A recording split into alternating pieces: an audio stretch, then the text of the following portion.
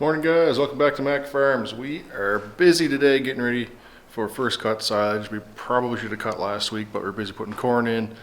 So we're going to cut maybe later this week, hopefully if the weather cooperates. But anyway, let me fix that. There we go. We are just getting ready. We're going to put some hydraulic fluid in the 1105 and we're going to hook it up on the silage blower, which is, well, you can't see, but it's out there on the silo right now. It's not that one. We're not using that one this year. We got a new silage blower. Those of you that follow me on Instagram have already seen it. I'll show you guys that a little bit later on here in the video. We're hooking up the tractor to it. We got some fuel in this thing as well.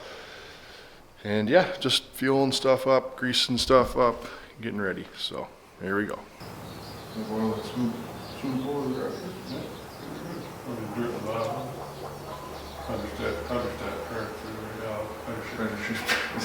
It was full of hydrogen first.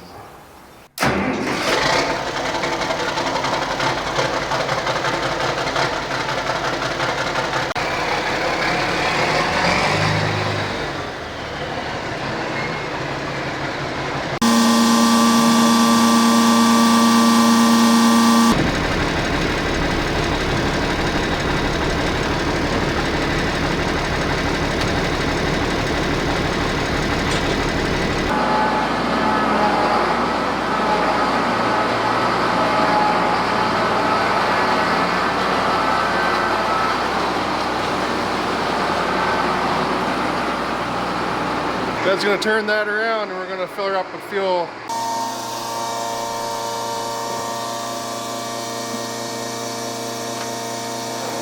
Then I'll edit in the thing where it says like 3 hours later, then you'll be done.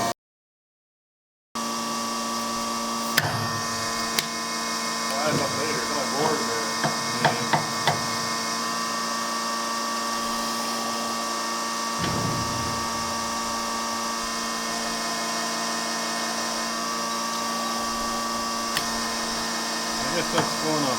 Well, we got the harvester fueled up now. It's time for the yearly attempt at putting the head on. Let's see if we can figure it out this time.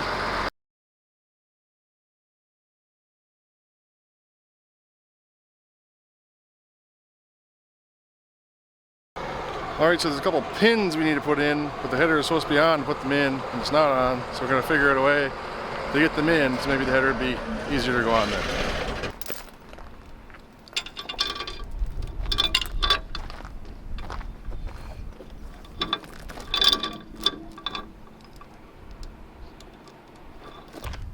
Well, we managed to get things figured out. We got the pins in. I'll show you guys. Right there at the end of my finger, there's a pin that goes kind of like the spring assembly pushes this way, and then you put the pin in so it won't go back, basically. And the idea is you do this when the header's on it, so it'll go down to this position by its own, but we just put a chain around it. Pulled it with the 375, and yeah, so it's extended out as far as it goes right now, and should be able to get the header on no problem. So we're gonna do that this afternoon. We actually remembered we got to switch this sprocket for longer chop for the hay, because we had it switched for doing the corn. So we're gonna do that this afternoon and then put the hay head on. And I gotta let Bella out of the cab because she's up here having a nap. Hey Bella, you have a good sleep? Ready to come out?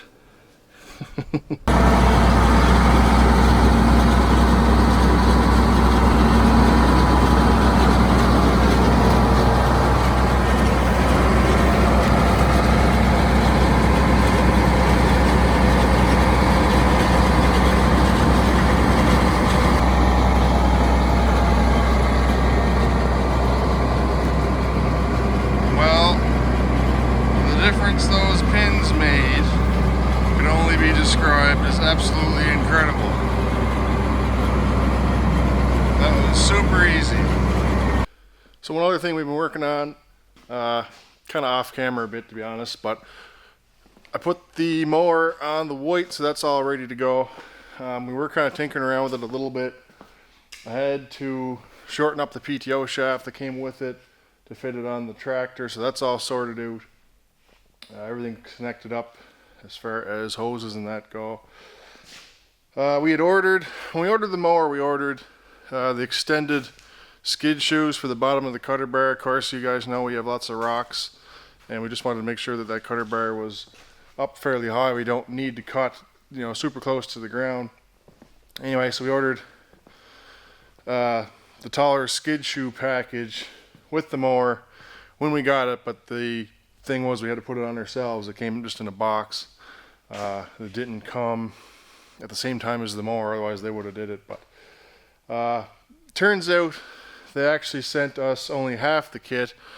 The bigger mowers like this one that Kubota sells requires 4 skid shoes on it instead of 2 like the smaller ones. So we only have the 2 kit for a smaller mower. We need to double the kit, I guess, 2 kits. And of course, the other problem is we noticed that the skid shoes, I can't seem to find them around here, but they're somewhere. The skid shoes that came with it are actually taller than the ones that came in the higher skid shoe kit. So I'm not sure what's going on there. But we'll have to just run it as is and hope for the best. Might have to tilt the cutter bar up a little bit and get the teeth off the ground, or the blades off the ground, I should say. But we'll figure out that when we get to the field. The other thing I was going to mess around with a bit on it, there is 2 pulleys that drive the tine conditioners on the back, and the way it's set up now, the tines turn at 900 RPM, and if you swap the pulleys around, it'll reduce it down to 600 RPM. So that's better for like crops like alfalfa, which is mostly what we cut. But Dad just wants to run it the way it is right now. The first couple fields don't have any alfalfa in them anyway. They're just like hay. So we'll try it like that, and we might try a little bit of alfalfa with it. But it doesn't take too long, I don't think, to switch them over. It's just a matter of taking the cover off the side. But anyway, the rest of the adjustments and whatever else we'll have to figure out when we get the mower in the field and see it mowing. There's, might have to adjust the swath, or I think there's a deflector plate on the back to determine how far it throws it and stuff like that. And you can adjust the plate that goes kind of against the tines to kind of increase or reduce the conditioning as well. So anyway, all stuff that we can mess with once we get it mowing. So I guess that'll have to wait for that. Well, I got the wagons out while I was gone mowing. Had to air up a few tires and all that stuff. They were greased and everything before they were put away last fall, so they're good to go. Alright, so I promised you guys I'd show you a little bit about this blower, and I kind of forgot. But anyway, we've actually put a little bit of silage through it. I honestly don't know how that went or anything about it because I was out mowing. So you guys will have to wait for a future video for that, I guess, unfortunately, because I just don't know. But the blower we end up picking up here is a Holland F62B. I think it's pretty much the same, or at least very similar to like a Case or International 600 silage blower. And the biggest thing is we're switching from, let me fix that exposure if I can. We're switching from a blower that had 2 spinners to feed the big fan to a silage blower that has this auger feed setup, which I think is going to be quite a bit better for us. It's also got a bigger fan diameter. These are about 60 inch, I think. Someone can correct me if I'm wrong. And the 1540 is 54 inch. So it's just a higher capacity blower with a better feed system.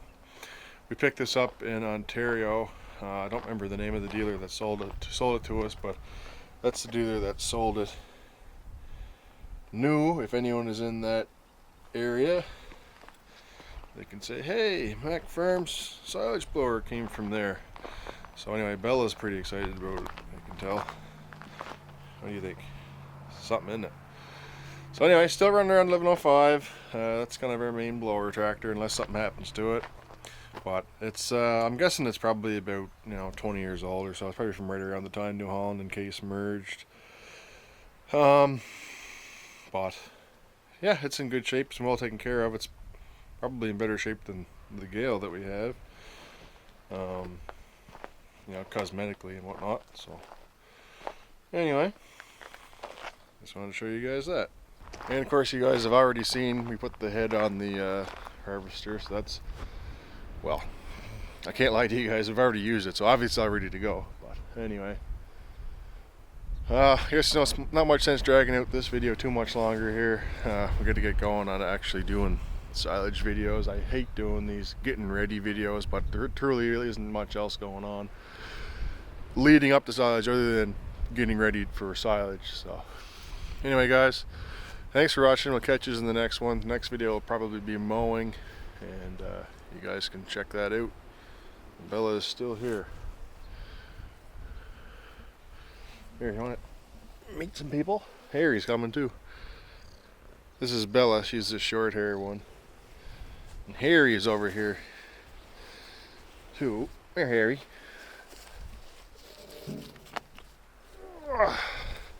Here's Harry. Harry's got some long hair on him.